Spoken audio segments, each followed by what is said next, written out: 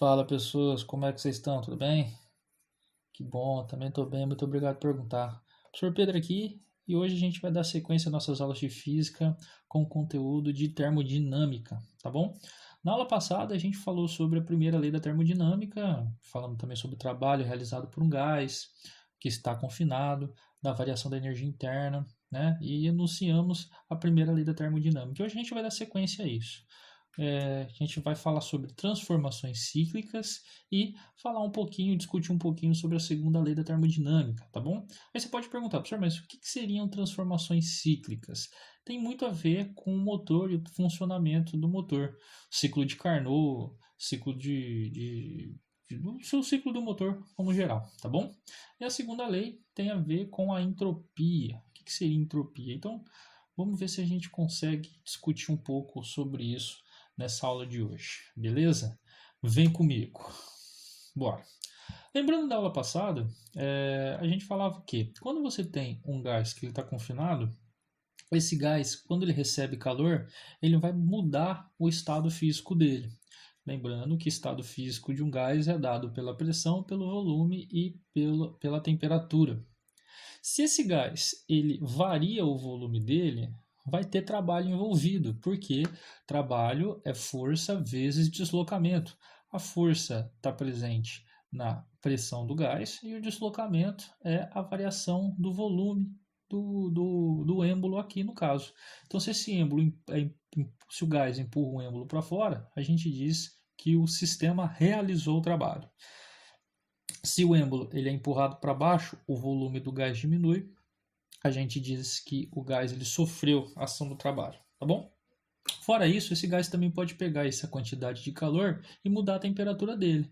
Quando isso acontece, a gente diz que a variação da energia interna do gás ela existiu, né? Se o gás aumenta a temperatura dele, a variação da energia interna é positiva, ou seja, ele ganhou energia interna. E se o gás ele muda a temperatura, ele perde temperatura, ele fica mais frio, a gente diz que a variação da energia interna dele diminuiu, ele perdeu energia interna. Tudo bem? Era tudo isso que a gente falava. E esse era o processo de uma máquina térmica. A máquina térmica é um sistema que ele recebe calor, vai me devolver trabalho, só que parte da energia pode ficar ou não nele, porque ele vai receber, vai variar a energia interna dele, né? Esse era tudo que a gente discutiu na aula passada. A primeira lei da termodinâmica é basicamente isso daqui. O calor que eu vou dar para a máquina térmica, ele vai ser igual ao quê? Ao trabalho, ele vai se transformar em trabalho que a máquina vai realizar, mais a variação da energia interna que ela vai ter lá dentro, o tanto que essa máquina vai pegar para ela. Essa daqui é nada mais do que a lei da conservação da energia. Então, todo o calor que está entrando tem que virar alguma coisa. Você vai ver lá que às vezes entra, vamos supor, 100% de calor.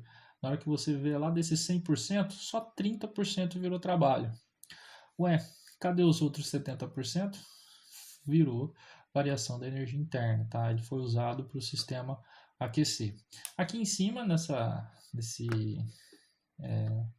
infograma, assim, não sei se a gente pode dizer isso, ele está falando certinho para a gente o que é cada coisa aqui. O que é a quantidade de calor trocada com o meio, né? Se ela for positiva, o sistema recebeu calor, ou seja, o gás recebeu calor. Se o que for negativo, o gás cedeu calor para o meio, ou seja, o gás que passou calor para o meio externo. Né? O ΔU é a variação da energia interna que está relacionado com a temperatura. Se o ΔU é positivo, é porque a energia interna do gás aumentou, ou seja, a temperatura do gás aumentou. Se for negativo, é porque a energia interna diminuiu, ou seja, a temperatura do gás diminuiu. E o T, esse tal aqui, é o trabalho, né? E o trabalho está ligado com a variação de volume. Se o trabalho é positivo, é porque o gás aumentou o volume dele e realizou o trabalho sobre o sistema. Se o trabalho for negativo, é o contrário, o sistema exerceu um trabalho no gás, o gás sofreu a ação do trabalho, e aí a variação do volume ela é negativa. Então tudo isso está falando aqui, ó, que positivo o sistema recebe calor, que negativo o sistema cede calor, ΔU positivo a energia interna aumenta, ΔU negativo a energia interna diminui. Trabalho positivo, aconteceu uma expansão, o gás empurrou o sistema, ele que realizou o trabalho. trabalho negativo a uma compressão. Alguém veio lá e empurrou o gás comprimiu, o volume dele diminuiu. Bom, e nessas transformações, adiabática é uma transformação que não ocorre troca de energia, isotérmica não acontece variação da energia interna, e uma transformação isocórica ou isométrica ou isovolumétrica não há trabalho sofrido nem realizado, tá bom? Tudo isso foi tema da aula passada, tá tranquilo. Então, vamos lá. O que seriam então as transformações cíclicas? A gente viu que para o gás passar por aquela mudança ali, tem que ocorrer a transformação do gás, ou seja, ele vai sair de um estado A para um estado B. E a gente já até montou diagrama P por V, enfim. Só que em um motor, como a gente está vendo aí, né, em um maquinário como esse, essa transformação ela acontece sucessivamente, são várias transformações. Então a gente pode ver aqui que de início o volume aumenta, depois o volume diminui e volta para o estado inicial. Então é como se o gás ele ficasse alternando entre os estados. Primeiro ele está no estado A, depois ele vai para o estado B, depois ele volta para o A, depois ele vai para o estado B, depois ele volta para o A e assim sucessivamente. E isso é uma transformação cíclica. São transformações seguidas que voltam sempre para o ponto de origem, tá bom? São transformações seguidas que voltam para o ponto de origem. Vamos aos pouquinhos aqui. Vamos ver só transformações seguidas. Como que a gente trabalha quando tem um exercício, um problema com duas transformações seguidas? Então aqui eu coloquei um gráfico, ele tem valores, mas é só para ilustrar, tá? Desconsidere esses valores aqui por enquanto. Olha só, eu tenho um gás que está no estado A e ele foi para o estado B. A gente já vê de cara que essa transformação de A para B é uma transformação isobárica. Ela aconteceu a pressão constante. Olha lá, pressão não varia. E quando ele chegou no estado B, ele não parou aí. Ele passou por mais uma transformação. Ele foi do estado B para o estado C. Essa segunda transformação é uma transformação isocórica, isométrica. Beleza? E aí você fala, tá, professor, e aí? O problema complicou. Não complicou nada. A única diferença aqui é como se a gente tivesse dois problemas em um só, porque a gente tem duas transformações em uma só. Então, se o exercício pedir para a gente calcular o trabalho realizado por esse sistema de A até C, é só calcular primeiro de A até B, depois de B até C, normalmente sem problema nenhum, tá? Depois você soma tudo. Então, é só fazer cada um separado e no final somar tudo que não tem problema nenhum.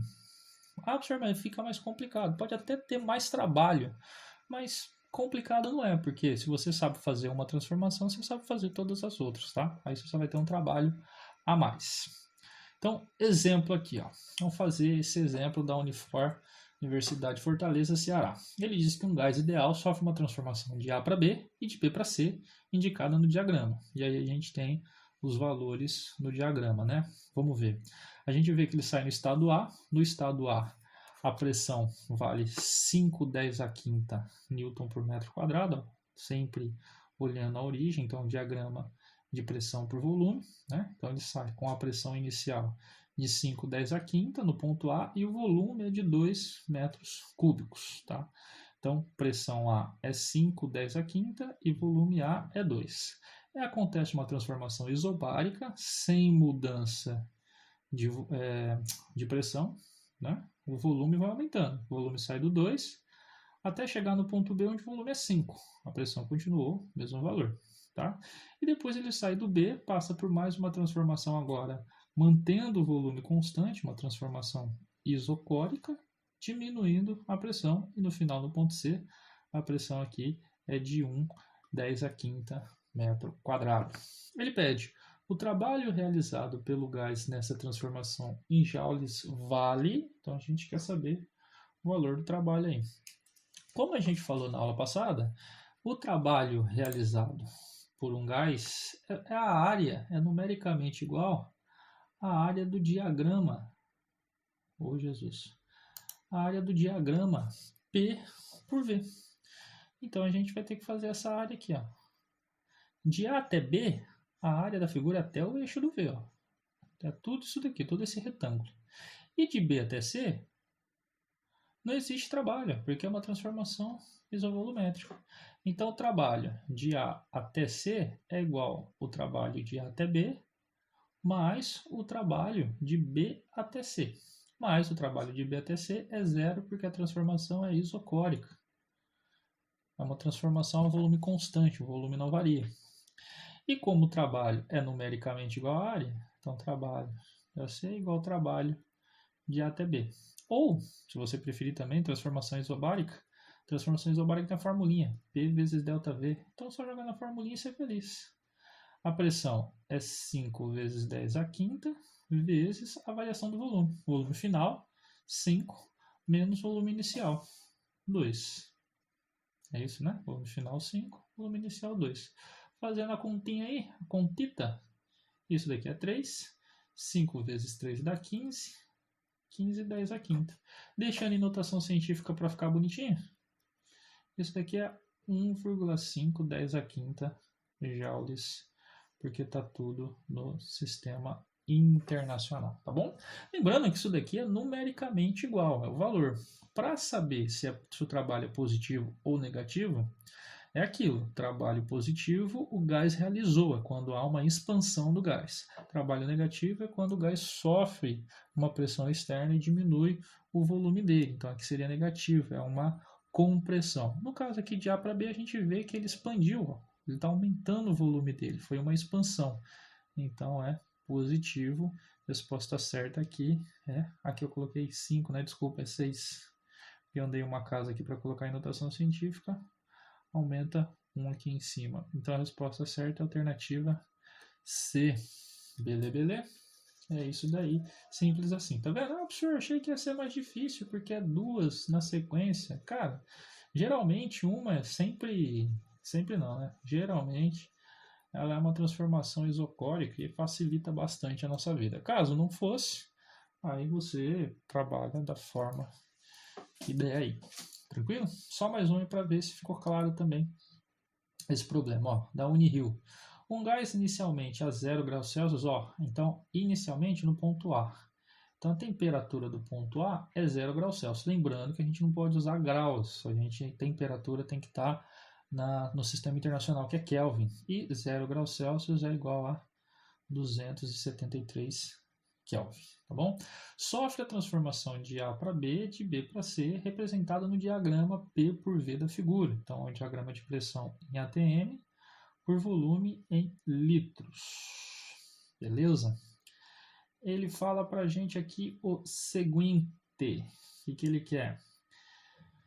Sabendo-se que a transformação gasosa entre os estados A e B é isotérmica e entre B e C é isométrica, determine a variação da energia interna da transformação isotérmica. Então ele quer a variação da energia do ponto A até o ponto B, porque ó, ele só quer na transformação isotérmica. Tá? E B, a pressão do gás em ATM quando ele se encontra no estado C. Então eu quero a pressão aqui no estado C. E ele não deu no gráfico, então não dá para olhar no gráfico e saber, tá bom? E considerando que nesse estado o gás está a uma temperatura de 273 graus Celsius. Então no ponto C a temperatura é 273 graus Celsius, não pode usar graus Celsius, lembrando, tem que ser temperatura em Kelvin, que é no sistema internacional. Aí é só somar 273. Aí no caso então a gente tem 273 mais 273 é 546, é isso? É isso aí. Beleza? Então essa é a temperatura. Ponto C. É bem facinho, cara. Bem facinho, porque variação da energia interna, ΔU, é 3 meios de nR ΔT. A gente já falou lá no início, só há variação da energia interna quando há variação de temperatura.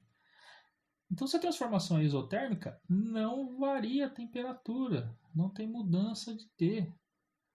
Né? O T não muda. Se o T não muda, isso daqui é zero. Pronto, já sabemos a resposta da A. Fácil assim, sem precisar fazer conta, sem precisar enrolar. Já na B, ele quer a pressão do gás. E aí o que a gente vai fazer? Não é nem primeira lei da termodinâmica nem nada, é só a lei geral dos gases. PA, VA sobre TA é igual PB, VB sobre TB, que é igual a PC, VC sobre TC. Como ele segue essas transformações, a lei geral dos gases, essa relação tem que valer. Quais são os valores que a gente tem? A gente tem essas temperaturas aqui, temperatura no ponto A, no ponto C. Olha só, sacada. O A, ele sofre uma transformação isotérmica até o ponto B. Se essa transformação é isotérmica, então a temperatura do A é igual à temperatura do B. Então, o B também tem a temperatura de 273 Kelvin, tá bom? A gente tem a pressão do B, que ele mostra aqui, ó, a pressão do B é 1 atm. E só isso, a gente não tem mais nada. Então, o que dá para a gente usar? Dá para usar essa transformação aqui de B para C. Como essa transformação é isocórica e eu não tenho volume em nenhum momento, compensa usar ela. Porque na transformação isocórica, PB sobre TB é igual a PC sobre TC. Né? Porque o volume é indiferente porque a transformação é isocórica. Substituindo os valores aí, a pressão em B vale 1 no caso ATM. A temperatura no ponto B é igual à temperatura no ponto A, porque do A para o B foi uma transformação isotérmica, não mudou a temperatura. Né? É igual. Pressão no ponto C é o que eu quero descobrir e a temperatura no ponto C é 546. Fazendo multiplicação cruzada aí, a gente vê que o PC é igual a 2 ATM, porque esse daqui passa para cá, 546 dividido por 273 é 2, tá bom?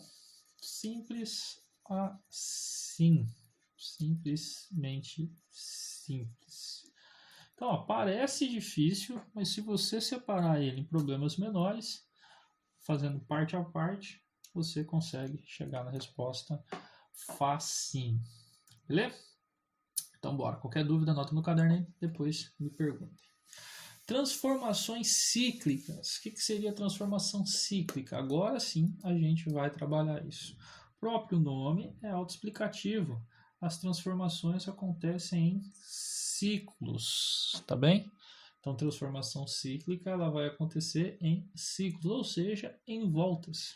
Então, o estado, o gás ele vai sair de um estado e ele vai retornar para esse estado. Então, exemplo aqui, ó, eu tenho um gás no estado A. Esse gás do estado A ele vai para o estado B.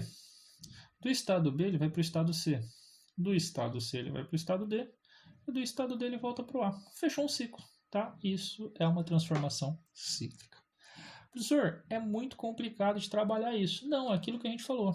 Trabalha passo a passo. Ó. Primeiro de A para B, depois de B para C, depois de C para D, depois de D para A. Nossa, professor, é muito trampo. É por isso que a gente tem formas, atalhos de resolver isso daí. Por isso que é interessante a gente estudar esse tipo de transformação separado.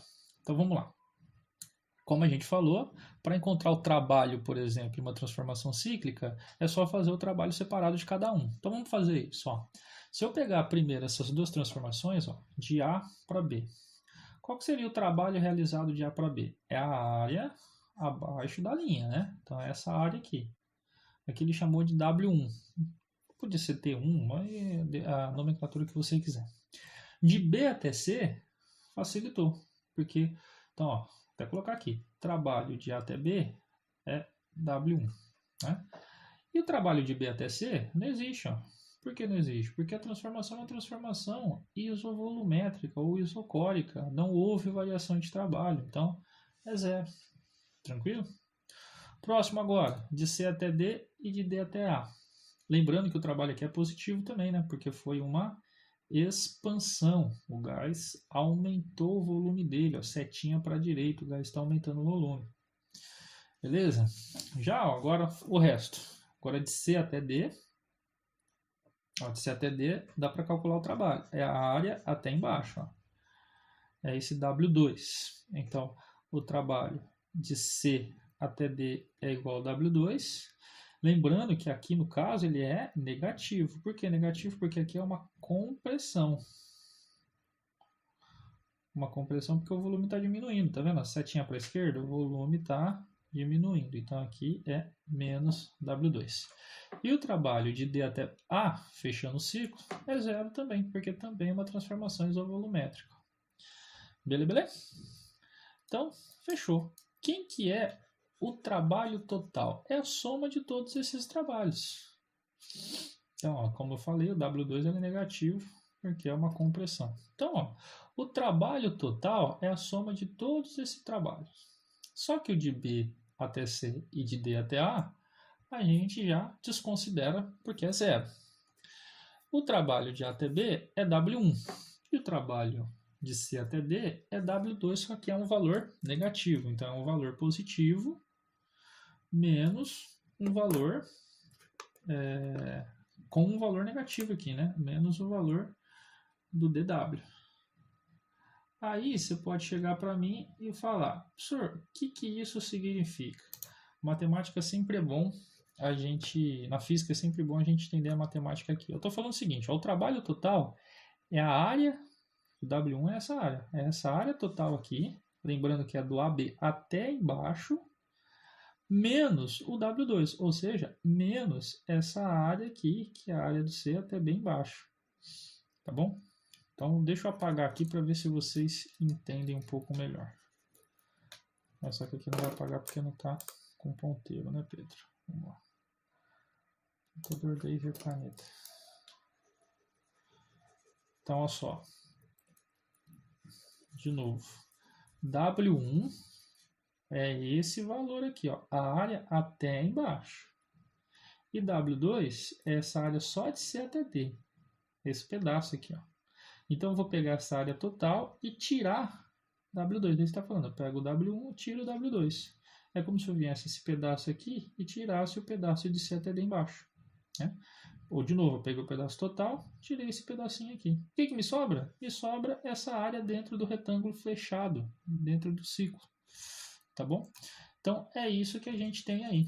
O trabalho em uma transformação cíclica, toda vez agora você vai precisar ficar fazendo uma transformação de cada vez? Não. O trabalho é sempre a área que vai ser formada aqui dentro dessa figura, que no caso é um retângulo, tá bom? Esse vai ser o valor do trabalho. Então é isso que está escrito aqui, ó. Em uma transformação cíclica, o trabalho realizado é numericamente igual à área. Então, o trabalho vai ser a área disso daqui. Lembrando que é numericamente, ou seja, o valor, tá bom?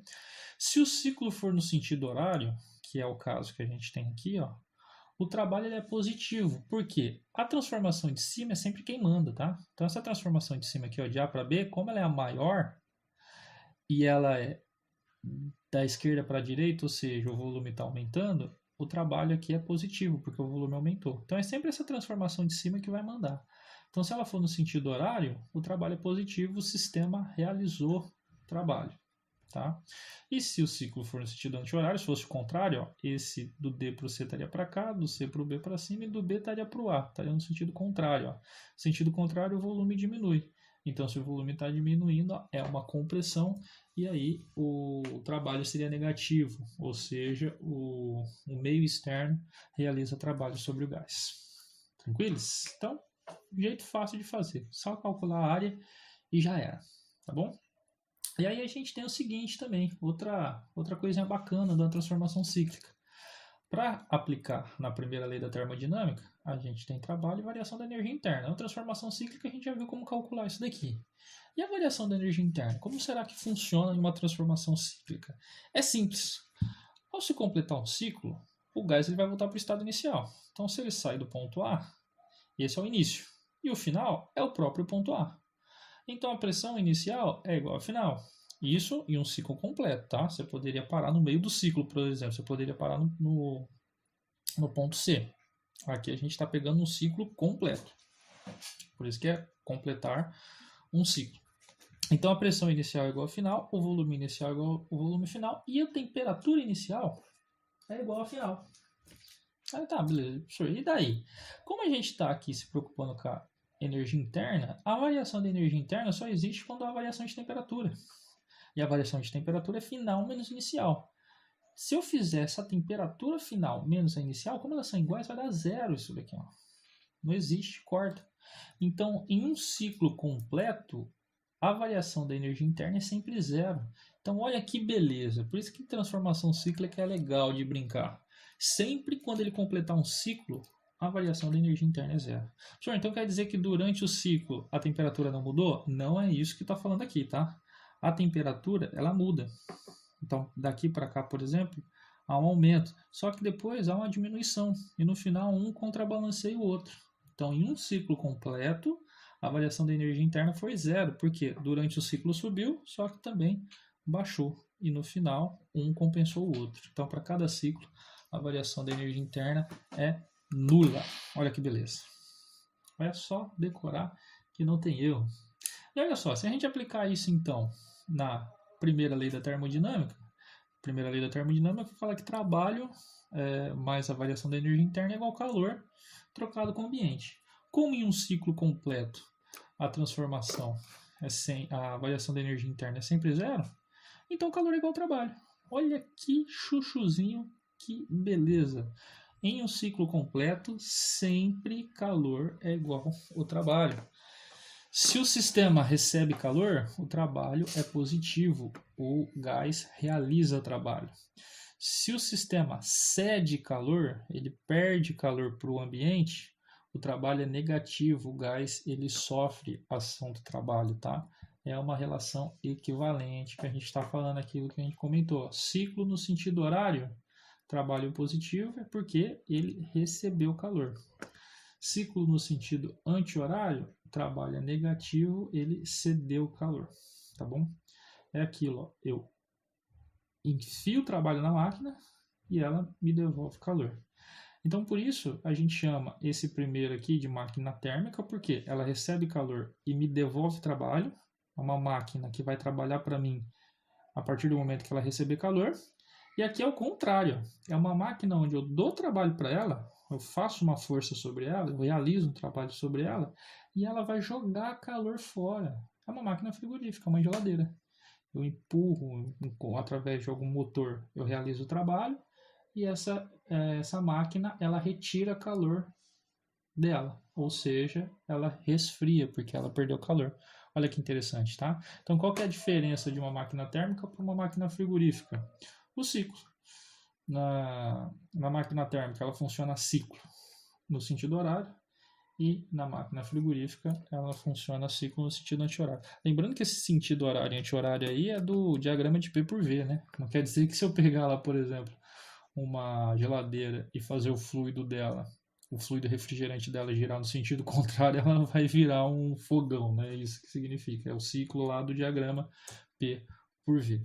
Tá bom? Aquilo que a gente falou então. Beleza? Tá tudo aí resumidinho. Então, bora. Importante para nós aqui os nossos cálculos. Rendimento de uma máquina térmica. O que seria o rendimento? É o quão eficiente essa máquina vai ser. A palavra eficiência aqui vai ser um pouquinho complicado para a gente, porque a eficiência a gente trabalha mais na máquina frigorífica para separar uma da outra e não falar só rendimento para as duas, porque como as contas, os cálculos são diferentes, para evitar essa confusão, a gente fala de rendimento de uma máquina térmica e eficiência de uma máquina frigorífica, simplesmente para separar, tá? Mas rendimento é eficiência. Para a máquina térmica, eu preciso dar calor, ou seja, eu estou dando para a máquina térmica energia em forma de calor. Ela vai pegar essa energia térmica e me devolver em forma de trabalho. Né? Será que ela converte 100% do que eu estou dando em calor em trabalho? E a resposta é não. Né? Professor, então qual que vai ser então essa porcentagem que ele vai me devolver em trabalho? E por isso que a gente estuda o rendimento. O rendimento vai me dizer justamente isso. Vamos supor que eu dei calor para a máquina, 100% de calor. E aí ela me devolveu só 30% em trabalho. Então o rendimento dessa máquina é 30%. Né? Então é isso que a gente vai aprender a calcular. É um cálculo simples até. Então vamos lá. Na máquina térmica, aquilo que a gente falou no slide passado, entra calor, entra entre aspas, né? Ela vai receber calor e sai entre aspas também, trabalho. Ela recebe calor e realiza trabalho. Então, rendimento de uma máquina térmica. O rendimento é dado pela razão do trabalho realizado pela quantidade total de energia cedida pelo sistema. Primeiro de tudo, vamos ver como que funciona uma máquina térmica. Né? Para uma máquina térmica funcionar bem, ela tem que receber calor. Óbvio, né? A máquina térmica vai pegar calor e transformar isso em trabalho. Porém, contudo, entretanto, o calor ele só passa de um lugar com maior temperatura para um de menor temperatura.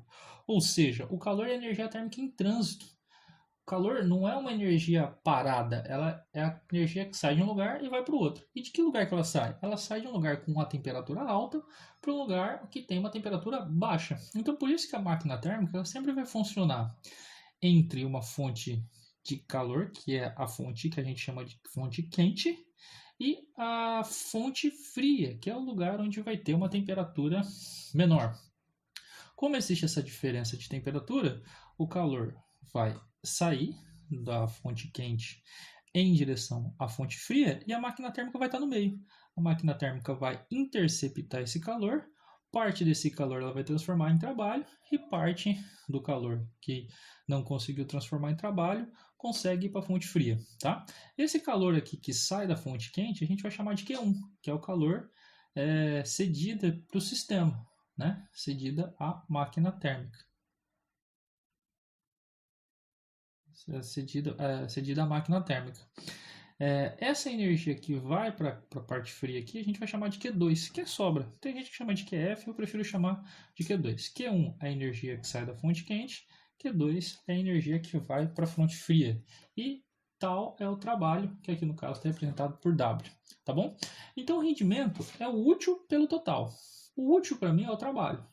E o total, no caso, é a energia total que sai da fonte quente, que é o Q1. Então, o rendimento ele é dado pelo trabalho dividido pelo Q1, a razão do trabalho pela quantidade total de energia, tá? Trabalho realizado pela máquina térmica dividido pelo calor cedido pela fonte quente. A gente tem essa outra fórmula aí que aparece também, né? Que ela fala para a gente o seguinte, que o rendimento é 1 menos a razão entre o calor jogado para a fonte fria, né, o calor de sobra, dividido pelo calor total que sai da fonte quente. Da onde vem essa fórmula? Ela é até fácil de definir. Por quê? Por essa razão aqui, pela conservação de energia, ó, Q1 é o total, né? Então, esse total ele vai ser dividido em duas partes. Uma é o trabalho e outra é o calor rejeitado para a fonte fria. Q2 é o calor rejeitado. Bem, se rendimento é trabalho sobre Q1, aqui a gente pode isolar o trabalho, ó, e mandar o calor rejeitado, Q2, para o outro lado, subtraindo. Quando a gente jogar nessa formulinha, rendimento é igual trabalho, mais trabalho é Q1 menos Q2. Tudo isso vai estar dividido por Q1.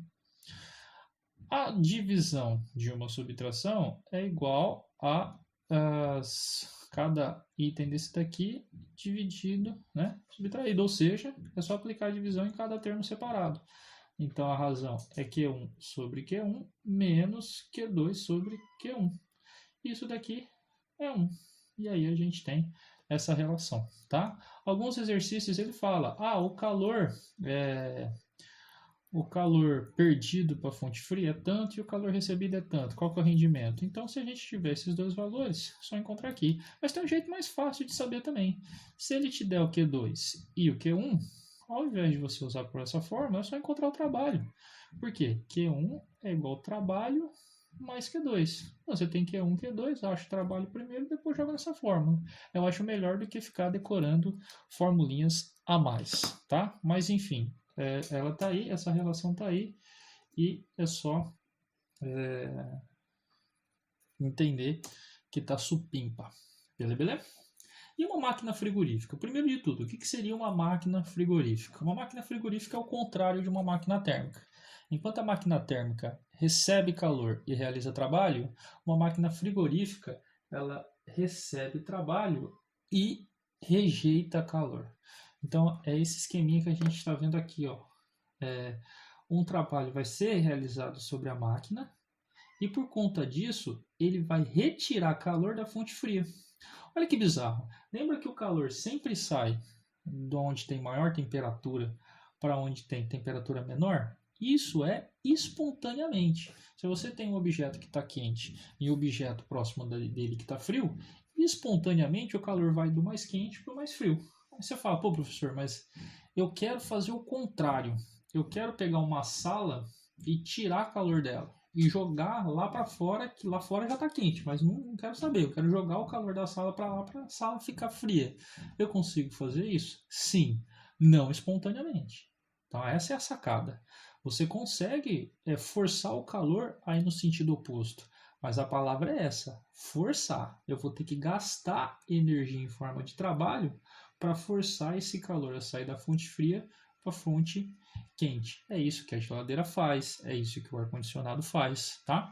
Todos eles precisam de uma máquina para realizar trabalho. Essa máquina, no caso, é o compressor. Na geladeira, o compressor é esse bichão aqui, tá?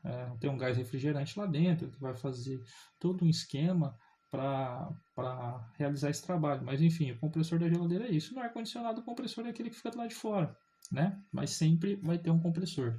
O compressor é quem realiza o trabalho. Então, por isso que aqui é o contrário. Enquanto na máquina térmica entra calor e sai trabalho, entra entre aspas e sai entre aspas, na máquina frigorífica entra trabalho e sai calor. Você força o calor a sair, tá bom? Então, a máquina térmica, o esquema dela é o contrário. A gente tem a fonte quente, a fonte fria, muito parecido que era com o esquema anterior, só que ao invés do calor sair da fonte quente, uma parte ser rejeitada para a fonte fria e outra parte sair em forma de trabalho, aqui eu vou fazer o sentido contrário, eu vou forçar o contrário. Então, ó, o calor, o trabalho, vai forçar o calor sair da fonte fria e ir para a fonte quente, tá bom? A eficiência, então, nesse caso, vai ser a razão entre o calor retirado da fonte fria, porque é isso que eu estou me importando. Ó. Eu quero pegar esse calor e levar embora. Esse é o calor que saiu do meu ambiente. Se esse é o calor que saiu do meu ambiente, tá ótimo para mim, porque eu quero aquele ambiente gelado, né? Dividido pelo trabalho, que é quanto eu estou gastando. Isso daqui é o que o meu motor faz. Então eu quero saber qual que é a taxa de calor que eu estou retirando para cada unidade de trabalho que eu estou gastando através do meu motor. É simplesmente isso, tá? Eficiência de uma máquina frigorífica. Beleza? Então, rumando para o final aí, antes da gente ver o motor, vamos falar sobre ciclo de Carnot. O ciclo de Carnot é um ciclo teórico, tá? Ele é simplesmente teórico. E ele vai dar para a gente o rendimento máximo de uma máquina térmica. Como a gente já falou, uma máquina térmica nunca vai dar 100% de rendimento. Carnot já sabia isso. Por quê? Vamos só voltar nesse esqueminha da máquina térmica aqui. Como a gente falou, a máquina térmica ela funciona recebendo calor.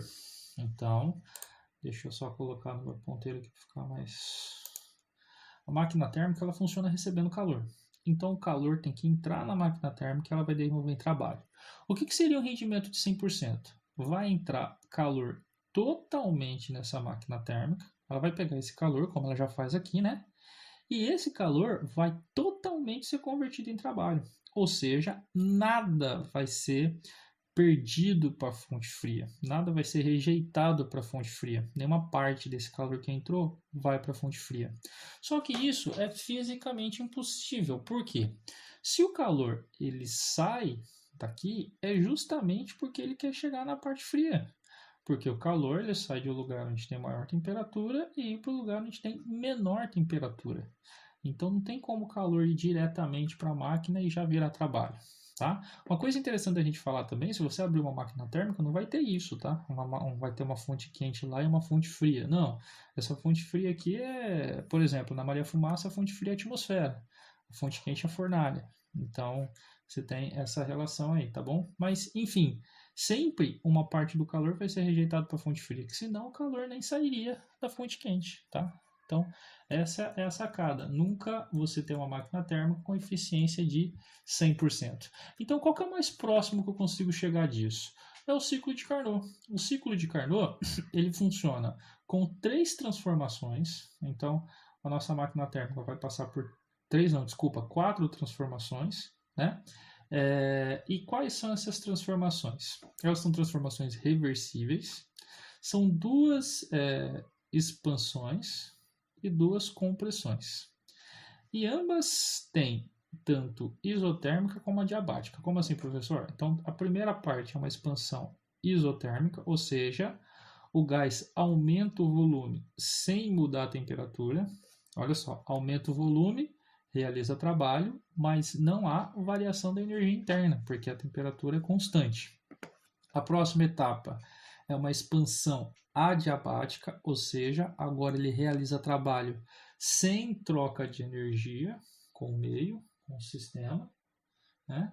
Depois agora vem o processo de compressão, agora eu vou voltar. Então, uma compressão isotérmica, então agora o volume vai diminuir a temperatura constante e depois mais uma compressão adiabática. O volume vai diminuir, só que agora sem trocar calor com o meio, tá?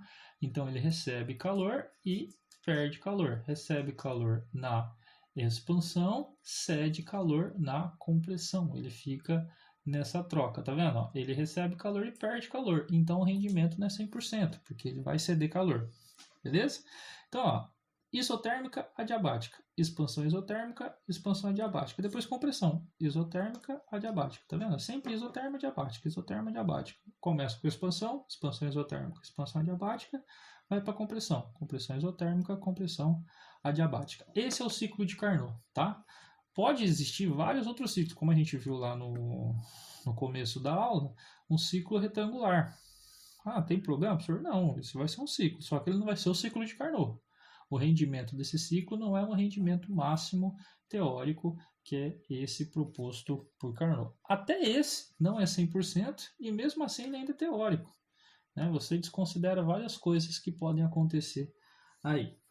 Mas enfim, caso o ciclo seja um ciclo de Carnot, aquela função do rendimento que a gente tinha, só voltar aqui, que continua funcionando da mesma forma, todas aquelas formulinhas funcionam para qualquer tipo de máquina térmica, né? Quais são as formulinhas? Rendimento é trabalho sobre Q1 e rendimento é igual 1 menos Q2 sobre Q1. Tudo isso daqui funciona do mesmo jeito. Essas duas equações funcionam para qualquer tipo de transformação. No caso do ciclo de Carnot, essa daqui, ó, como o calor está diretamente ligado com a temperatura, então, ó, calor rejeitado para a fonte fria, temperatura da fonte fria. Calor retirado da fonte quente, temperatura da fonte quente. Como o calor está diretamente ligado às fontes, então a gente simplifica aqui, ao invés de calor da fonte fria, a gente coloca a temperatura da fonte fria, e aqui ao invés de calor pegado da fonte quente, a gente coloca a temperatura da fonte quente, tá? Essa formulinha aqui é só para o ciclo de Carnot, tá? Se funcionar no ciclo de Carnot, se não, é as outras duas. As outras duas é para qualquer ciclo, beleza? Tranquilos? Tranquilos, suavão na nave? Então é isso que a gente tem aqui, ó, as duas equaçõezinhas. Beleza? Né? Então, aquilo que a gente comentou. Verdade. Essa formulinha aqui, ela também mostra pra gente, ó, essa formulinha de Carnot, ela mostra pra gente que o rendimento é impossível de chegar no 100%. Por quê? Ó, vamos lá. Essa formulinha está falando para mim que é 1 menos alguma coisa. Tá? Como essa temperatura aqui em cima é da fonte fria e essa daqui é da fonte quente, esse valor em cima é sempre menor do que o de baixo. Então, esse número aqui, essa fração, ela vai ser sempre 0, alguma coisa. 0,02, 0,3, 0,7, não importa. Vai ser sempre 0, alguma coisa, porque a temperatura de cima é sempre menor que a temperatura de baixo, né? Quanto maior for esse valor, ou seja, mais próximo de 1, menor vai ser o rendimento da máquina, porque o 1 seria o 100%. Então, se o rendimento é 0, se essa razão aqui é 0,9, então seria 1 menos 0,9, o rendimento daria 0,1, ou seja, 10%. Né? Então, para mim, o interessante é que essa fração aqui seja cada vez mais próxima de zero. Ou seja, esse valor tem que ser cada vez mais próximo de zero. Isso vai acontecer se esse T2 for próximo de zero. Né? Então, quando que seria o rendimento 100%? Ou seja, o rendimento dá 1. Esse número aqui ser zero. Porém, pela matemática, esse número aqui só pode ser zero se a temperatura 2 aqui em cima for uma temperatura de zero absoluto, 0 grau Kelvin, e a gente não consegue, no mundo real, chegar na temperatura de 0 Kelvin. Né? Então, como a gente não consegue chegar nessa temperatura, o rendimento da máquina nunca vai ser 100%, tá? Tem muita gente até que fala, professor, mas eu posso chegar num número muito próximo de zero? Muito próximo de zero não é zero, né? Mas eu posso chegar num número muito próximo de zero se esse T1 for absurdamente maior do que o T2. Se esse daqui, por exemplo, valer 1 milhão e esse daqui valer 1, esse número vai ser muito próximo de zero, tá? Beleza, vai ser. Mas pensa uma máquina térmica que a fonte quente está a 1 milhão de Kelvin. A máquina derrete, tá bom? Então, não tem como. O rendimento sempre vai ser um rendimento aí razoável. Beleza? Então, enfim, a segunda lei da termodinâmica é isso. A segunda lei da termodinâmica é simplesmente teórica, tá?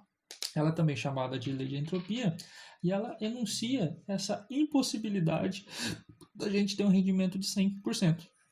E existem diversos enunciados dela, mas enfim, vamos colocar os dois principais aqui. O primeiro de Clausius, que diz para a gente que o calor não pode fluir de forma espontânea de um corpo de temperatura menor para um outro corpo de temperatura mais alta. É aquilo que a gente falou, né? Se eu quiser tirar calor de um objeto com temperatura menor, espontaneamente o calor vai do temperatura maior para o menor.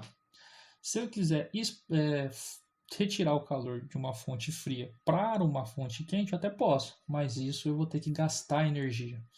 Então, não é interessante para o universo como um todo. É chamada lei da entropia, tá? Você pode pensar, o calor sempre vai espontaneamente do mais quente para o mais frio.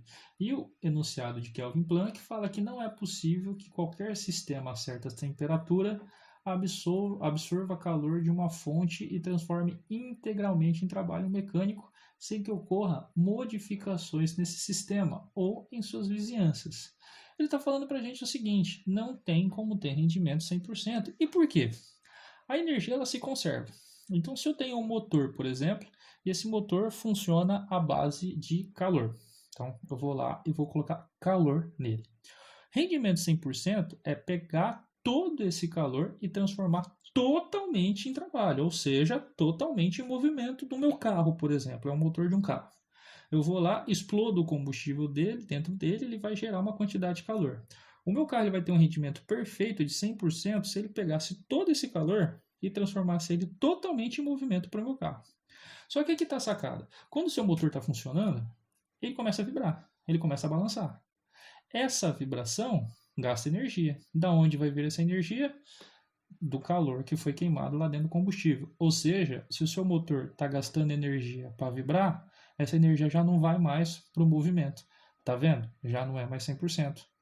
Quando o seu motor começa a funcionar, ele faz barulho, ou seja, ele gera som. Som é um tipo de energia. Da onde vem essa energia? Do combustível. Opa, então se o seu carro está fazendo barulho, é porque ele já não está convertendo 100% de energia em movimento. Ele está gastando um pouco dessa energia para isso. Quando o seu carro está funcionando, você coloca a mão nele e você vê que ele está quente. Ou seja, a energia interna lá do seu motor está variando a energia interna do seu motor. Então, seu carro está gastando energia da combustão para aumentar a temperatura dele. Então, essa energia não está indo mais para o movimento. Então, não sei se vocês conseguem entender.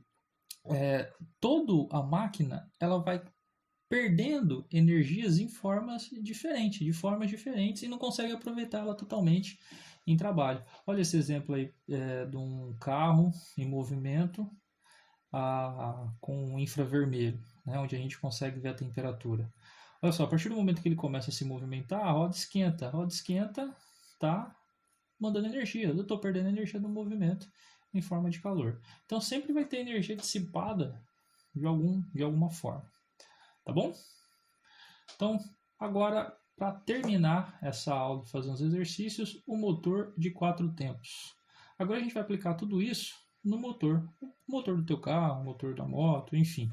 Aqui é um GIF animado que ele mostra o processo de funcionamento desse motor. Por que ele é chamado de motor de 4 tempos? Porque é justamente isso. Ele funciona em 4 etapas. Cada etapa são chamadas de tempo. Então, a primeira etapa é chamada de admissão, a segunda etapa é chamada de compressão, a terceira etapa é chamada de combustão e a quarta etapa é chamada de exaustão. Tá? Na admissão é justamente isso que funciona. Deixa eu esperar aqui. ele vai admitir o combustível. Então essa válvula abre, entra combustível, tá? Na segunda parte é a compressão. O que acontece? Esse pistão vai subir e comprimir o combustível. Esse combustível vai estar a uma pressão muito grande, né? Acumulando uma energia muito grande. E entre a segunda e a terceira acontece a combustão, que é o quê? Entre a segunda e a terceira, a vela do seu pistão acende, ó. Ela cria uma faísca. Eu tenho combustível lá dentro, comprimido, e tem uma chama, acontece uma explosão, uma combustão. E aí é a hora que esse motor é empurrado, esse pistão, no caso, é empurrado, o êmbolo é empurrado para baixo, e é nesse momento que ele realiza trabalho. Ele realiza trabalho no seu carro. É nessa terceira etapa aqui, ó, na combustão, que ele explode e manda o pistão para baixo, tá? Por fim, combustível queimou, tem vários gases aqui dentro, eu preciso expelir isso de alguma forma. É a quarta etapa, é a exaustão. Essa válvula aqui ela vai abrir e o gás ele vai ser mandado embora, tá? Então de novo, ó, vou esperar dar uma volta completa aqui, ó. Admissão, entra combustível, comprimiu, explodiu, foi jogado para fora, realizou o trabalho, agora manda o gás embora. E ele vai trabalhando nesse ciclo aí. Bem interessante, né? O processo parece bem simples, mas o mecanismo todo é bem engenhoso, né? Até mesmo para abrir as válvulas, ó. Porque quando essa daqui abrir, essa daqui tem que estar fechada, e vice-versa. Quando essa abrir, essa daqui tem que estar fechada. Então eles resolvem isso por umas engrenagens que tem aqui. Bem interessante, tá?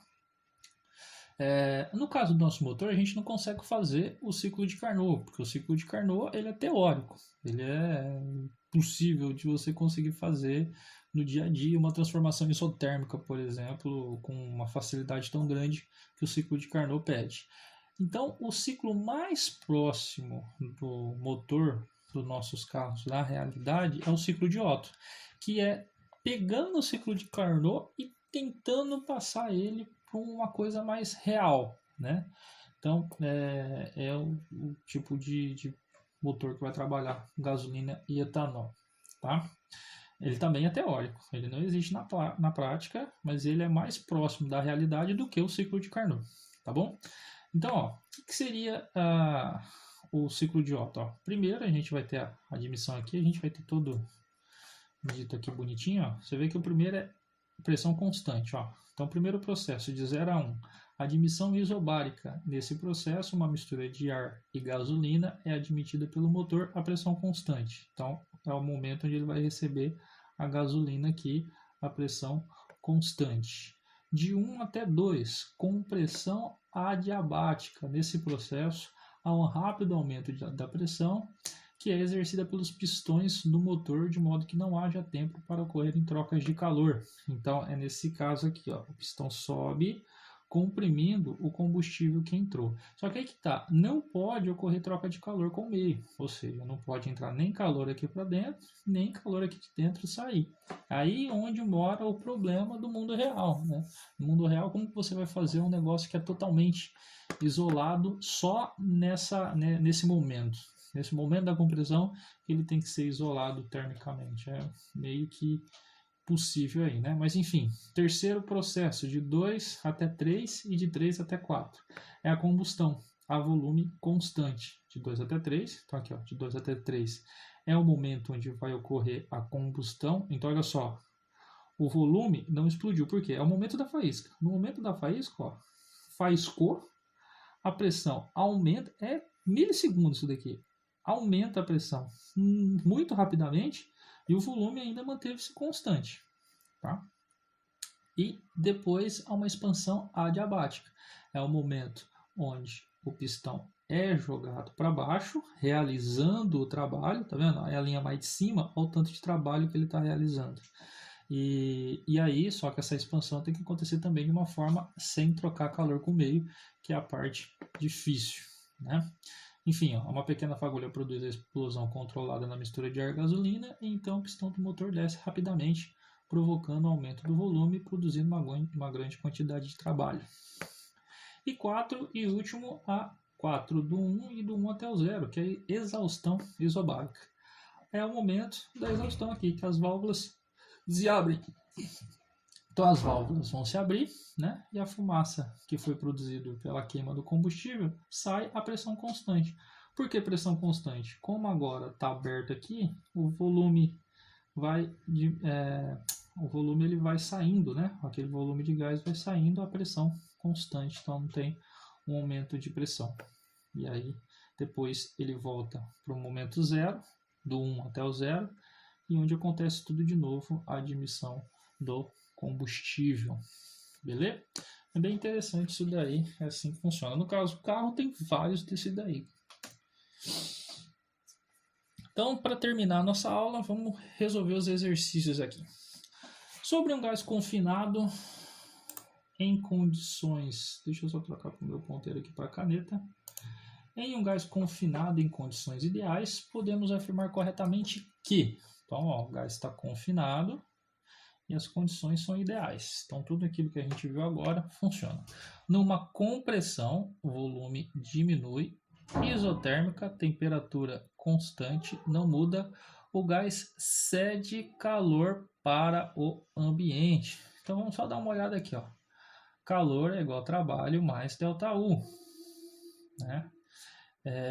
Então, é uma compressão isotérmica. Se é uma compressão isotérmica, a temperatura não muda. Então, ΔU é igual a zero. E se é uma compressão, o volume diminui. Então, trabalho é negativo. Ora bola, se o trabalho é negativo, então uma coisa negativa mais zero só pode resultar em uma coisa negativa. Então, o calor que a gente tem aqui é um calor negativo, significa que ele é cedido ao meio. Então, é isso, o calor cede calor ao meio? Sim. Então, já na primeira, né? Difícil até aparecer na primeira, mas enfim. Vamos só ver por que as outras estão erradas. B, aquecendo o gás, ó, aquecendo, então a temperatura aumenta. O gás a volume constante, então o volume não muda. Sua energia interna permanece constante? Não, porque a energia interna depende da temperatura. Para a energia interna permanecer constante, a temperatura tem que ser constante. E aqui a temperatura aumenta. Então, a energia interna aumenta também. Então, essa daqui está errada. C, numa expansão, expansão, volume aumenta. Adiabática, sem troca de calor com o meio. Está ficando todo feio aqui, né? Deixa eu pegar aqui. Expansão adiabática. Então, numa expansão, o volume aumenta. Adiabática, não há troca de calor com o meio. A temperatura do gás aumenta. Como a gente vai saber isso? Calor é igual a trabalho mais ΔU. Para a temperatura aumentar, o ΔU tem que ser positivo. Vamos ver. O calor é zero, porque é adiabático, e o trabalho é positivo. Né? Então, trabalho positivo, ΔU. Jogando para o outro lado aqui, menos ΔU é igual a trabalho positivo. Então, trabalho ele é positivo, e o único jeito disso daqui dar positivo, como ele já é negativo, é se o ΔU for negativo, porque negativo com negativo dá mais. Então, no caso aqui, a temperatura do gás aumenta? Não, a temperatura do gás diminui. Então, está errado também. D. Numa expansão, o volume aumenta, isobárica, a pressão constante, a temperatura do gás diminui. Vamos lá, PVT, então PA, VA, TA é igual PB, VB sobre TB. É uma expansão, o volume final aumenta. Isobárica, pressão é indiferente. Então, olha só, se eu aumentar o volume, todo esse valor aqui aumentar, e não pode. Não pode, porque isso daqui tem que permanecer constante. Então, essa divisão aqui, o número da temperatura tem que aumentar para compensar esse aumento do volume. Então, a temperatura aumenta, não diminui. Então, aqui está errado. A gente já falou sobre isso, né? Toda vez que eu tiver uma transformação isobárica, o sinal do trabalho é igual ao sinal da variação da energia interna. Tá? E quando o gás sofre transformações num ciclo, o trabalho resultante que ele realiza é nulo? Não. A variação da energia interna é nula. O trabalho, não. Tá bom? Então a resposta certa é a mesmo. Vamos lá. Agora, próximo. 2. Uma máquina térmica recebe 500 de calor de uma fonte quente. Ó, então esse é o Q1, é o calor recebido da fonte quente a cada ciclo de operação. Se essa máquina dissipar 350 de calor para o seu servidor fio, ou seja, isso daqui é o Q2, é o calor rejeitado para a fonte fria. Qual será o rendimento energético em porcentagem? Então eu quero rendimento. Aqui tem duas formas de fazer. Primeiro, aquele que eu falei para vocês, sem decorar muita fórmula, só decora essa. Ó. É trabalho sobre Q1. Esse é o rendimento de uma máquina. Mas ele não deu trabalho. Pô, mas o calor total cedido pela fonte fria tem que valer, tem que ser igual trabalho mais o rejeitado.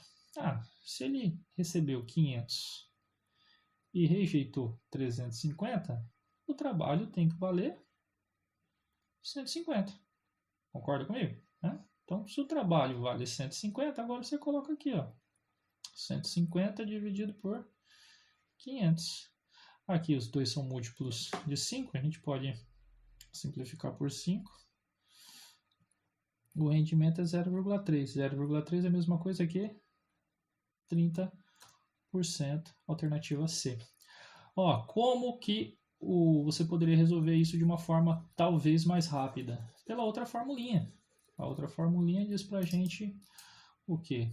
Que rendimento é igual a 1 menos Q2 sobre Q1. Então, seria 1 menos o Q2 é 350, o Q1 é 500. Corta aqui, corta aqui. Aqui os dois é múltiplo de 5, vai ficar 1 menos 7 sobre 10, que é a mesma coisa que 1 menos 0,7, que é 0,3. Mesma coisa, 30%. Então, aí é da sua preferência. Você vai fazer do jeito que você achar melhor. Beleza? 3. Uma máquina que opera segundo o ciclo de Carnot tem as temperaturas de sua fonte quente e fria 600. Ó, então é ciclo de Carnot. Eu posso usar essa relação aqui, ó. T fria sobre temperatura da fonte quente, tá? Então, temperatura da fonte quente aqui 600 e da fonte fria 400. Essa máquina dissipa 800 joules de calor para sua fonte de menor temperatura a cada ciclo, ou seja, a quantidade de calor rejeitada é de 800 joules. Calcule a quantidade de calor quente, ou seja, Q1, absorvido pela máquina a cada ciclo e sem o rendimento em porcentagem e em seguida assinale a alternativa correta. Então eu quero rendimento e a quantidade de calor total que ele pegou da fonte quente. Simples. Substituindo na fórmula aqui, 400 sobre 600, cancelou. Isso aqui é igual a 1 menos 2 sobre 3. Aqui, 2 sobre 3 é 0,666, uma dízima, né? Então, N aqui, ele vale 0,33333, ou seja, isso daqui é aproximadamente 33%. Já encontrei o rendimento. Ou é a B ou é a C. Tá bom?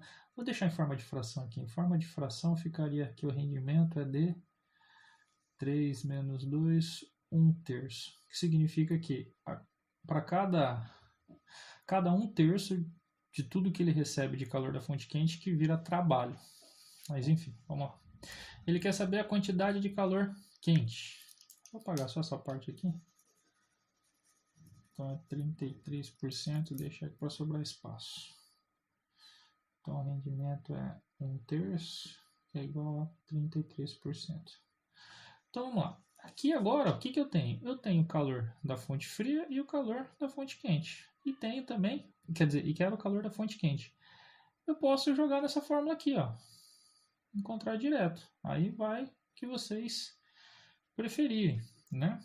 Ou você pode fazer de outra forma também. Mas vamos lá, vamos fazer dessa daqui, ó. Eu vou colocar em forma de fração para ir mais rápido.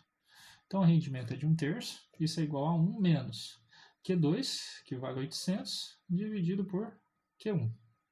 Então agora a gente tem que isolar Q1. 800 sobre Q1 é igual a... Ó, joguei esse daqui para cá, ele vem positivo, esse daqui vem para o outro lado negativo. 800 sobre Q1 é igual a, esse 3 passa multiplicando, menos 1, 2/3. Fazendo a multiplicação cruzada, Q1 é igual a 800 vezes 3 dividido por 2. 800 sobre 2 dá 400, e 400 vezes 3, 1.200. A alternativa correta é a B, tá? Tem outra forma de fazer isso também, mas para não demorar mais do que a gente já está demorando, deixa assim. Aí, tá? 4. Calcule o rendimento de uma máquina térmica que segue um ciclo descrito no diagrama, sabendo que ela absorve 4/10⁴ joules de calor por ciclo, que é 1, tá?